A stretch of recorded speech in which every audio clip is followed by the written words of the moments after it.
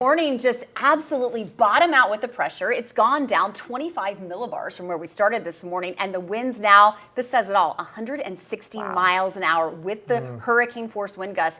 That is a strong Category 5 storm. So let's get straight to it right now. And it is still located more than 700 miles to the southwest of Tampa. And that's where it's likely to make landfall as a major Category 3 hurricane. It maintains its status as a Category 5, moving just north of the Yucatan the next few days, then starts to diminish some intensity as a Category 4, but still has 155-mile-an-hour winds as we head to late Tuesday. Now, on Wednesday, it's starting to take aim anywhere from Port Charlotte all the way up through Tampa Bay now. Category 3 major hurricane making landfall as we hit 8 o'clock Wednesday night with 125-mile-an-hour winds. Of course, all of this is subject to change. We've seen numerous changes so far in the outlook today. The cone has shifted a little bit further north, so it's north of Okeechobee all the way up through the central part of Florida, all the way up into Gainesville.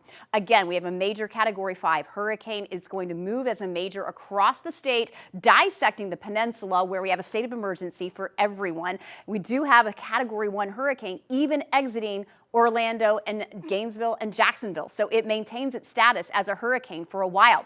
It's also expanding in size, and the National Hurricane Center did point out that not only are they expecting more intensification, but more expansion of the wind field. Right now, hurricane force winds with gusts up to 160 extend out from the center 80 miles. The model's in pretty good agreement that it goes toward Tampa. There are a few outliers, and any little shift to the south or the north would make a big difference with impacts. For our impacts, greatest would be Okeechobee. They're under a hurricane watch, as well as Lake Okeechobee, so they could see some hurricane force wind gusts.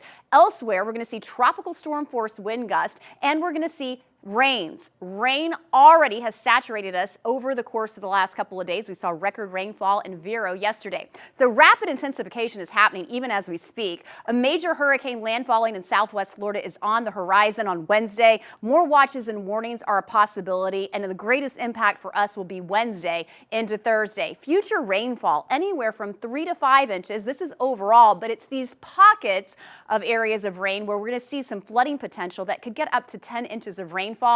Case in point, I mean, we've seen almost 3 inches here in West Palm. We have an aerial flood advisory up until 2:30 this afternoon. Take a look at all the moisture. This isn't even associated with Milton. This is just from a low pressure system, tropical low that's been moving through over the last couple of days, and so there's a flood watch up all the way from now until Thursday, and all this moisture is going to be actually incoming later on this evening and tonight. So we're already going to be having the ground so wet. We've got impact weather with that situation today. We're talking scattered rains and an intensification of the rains as we get forward. Future wind gusts, 41 miles an hour in Vero Beach. This is Wednesday night. 38 West Palm, 40 Jupiter. Some higher gusts are likely up to about 50 up on the northern end of our area, and maintaining that at least through the day on Thursday with that tropical storm force wind gust. 7-day forecast does show the severe weather warning day on Wednesday. That's the biggest impact. Wednesday night when it makes landfall, and then moving into Thursday, we're going to see a lot of impact as well. The rate of how fast this system is moving really is going to be critical as well. We're going to have high waves as we go through the next few days. So if you need to go out and boat, today isn't great, but it's going to be better than we will see going forward. We have southeast winds at 10 to 20 knots. Sandra, thank you. Right now.